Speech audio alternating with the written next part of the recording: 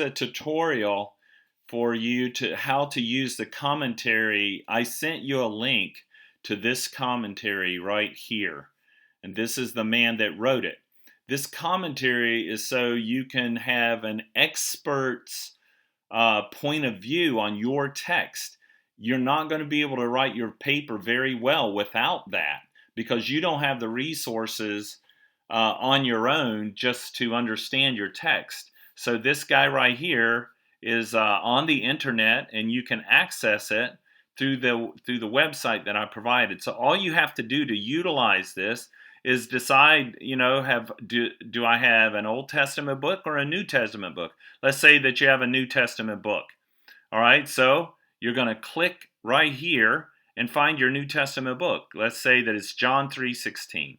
So there's John, and no, I don't want to talk about the introduction. I want to go to chapter 3, right? And then I want to go to John 3:16. So all this that's in dark, that's the actual text of the Bible. Now, don't let it be confusing because this is the old King James version and you're going to be using the English Standard Version. Don't worry about that. It's basically the same anyway. It's just a little bit older language. So find your verse. We're looking for John 3:16. All right. So John 3:16 is going to be found within this complex of verses 14, 15, and 16. It's talking about Jesus's coming, his original coming when he came born of the Virgin Mary, right? So if you would do well to read all of this. All of this in light print is the expert's evaluation of the meaning and the place of your text. And so even though you're just writing about John 3:16, it's a good idea to read this whole thing because this helps you understand your text. And you can quote him, and you can quote him as extensively. His name is Keitzman, right? Or Kretzman, I'm sorry. You can quote him as much as you want to, just make sure that you quote him.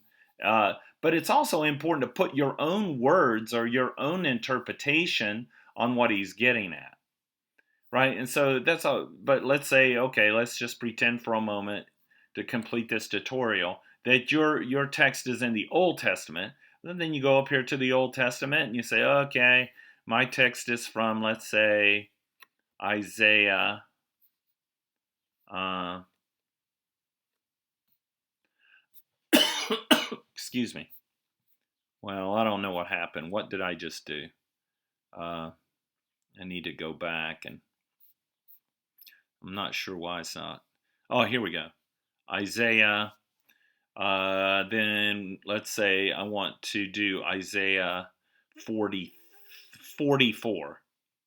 All right. So I click Isaiah chapter 44, and then I just scroll down to find my particular text, whatever that text may be.